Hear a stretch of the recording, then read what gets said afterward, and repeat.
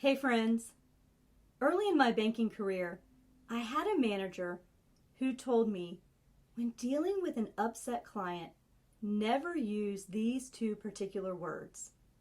Now, I'll tell you what they were in just a moment.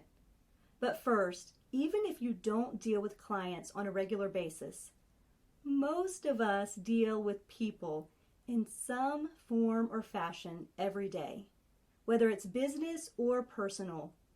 I believe these words will help you as well. Or maybe I should say the lack of these words on a regular basis. And even though I didn't know it at the time, this advice would become a framework to help me in my working life. And although conflict is never easy, I want to share some things that have helped me over the years. So I hope you'll stay tuned.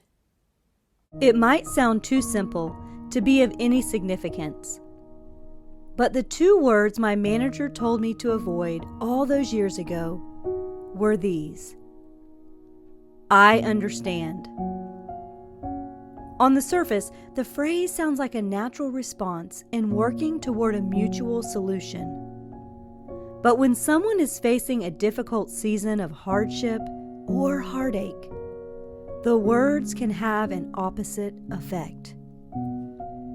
I think about a quote credited to several different sources that says, "Everyone we meet is fighting a battle we know nothing about." It's so true, isn't it?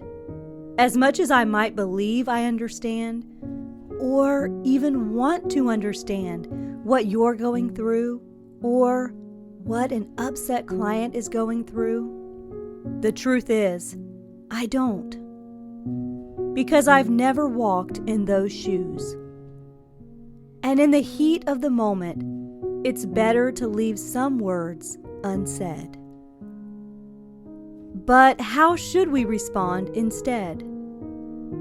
Well, through trial and error, falling down and getting back up again, I've learned that problem resolution isn't always as much about the words or the outcome as it is about how people are treated during the process. And I'd like to highlight a few key points that have impacted me through the years. In turn, it's my hope the outline will transform your approach to difficult conversations. Even though I'm far from perfect at it, it's often been my experience that a listening ear and a concerned posture can make the best and biggest statement.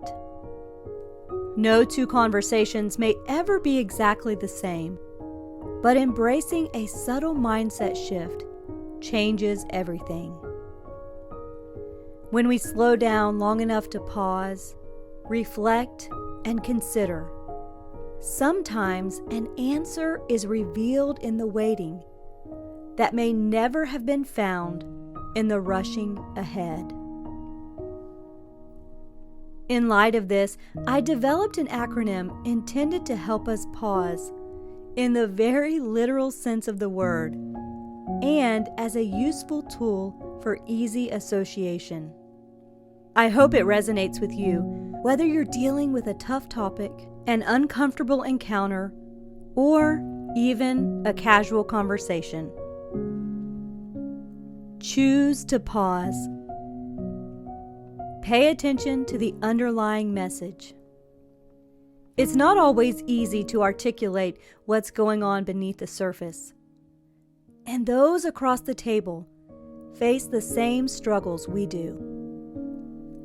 When we feel threatened or under verbal attack, instinct urges us to defend our own position. But can we first listen without judgment? Can we pay attention to the heart of the matter more than the spoken words? What people say is not always what they mean, and anger, frustration, or resentment might be the result of a deeper issue that's not being mentioned.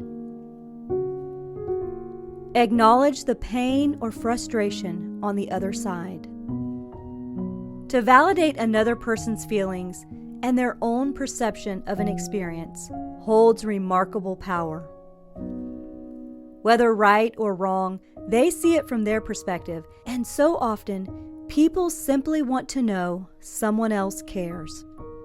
When you recognize their feelings and create space for personal expression without resistance, everything else changes. Can we possibly relieve tension by simply affirming the real or perceived pain on the other side? Use a soft or low tone of voice. Heated conflict has a way of escalating when voices rise, even slightly. Tone sets the mood, and engaging the other party with gentle concern often diffuses the strongest of debates.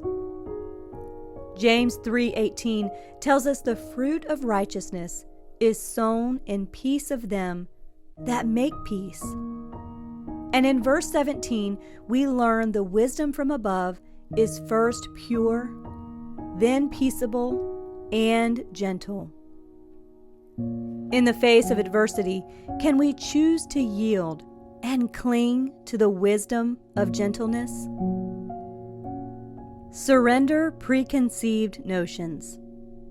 Instinct often compels us to act first and think later. I'll be the first to raise my hand on that.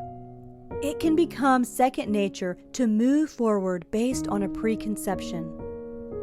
But what if you surrender your own point of view to reframe the situation with a different lens?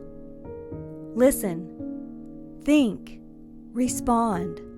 Allow fresh perspective to shift the focus beyond what is seen, felt, or experienced in the moment. Humility and a willingness to let go might be the catalyst for change. And finally, and perhaps most importantly, embrace the value of the other person. People want to be heard and appreciated when they feel like their voice matters and the value they bring to the table is recognized. The conflict lessens in importance. James 3:17 goes on to describe the wisdom from above as willing to yield, full of mercy and good fruits. In extending grace, can we rise beyond the turmoil to appreciate, respect, and recognize others? Can we change our own disposition and in turn become an encouraging influence across the table? Perhaps there, the answers we seek will become more evident.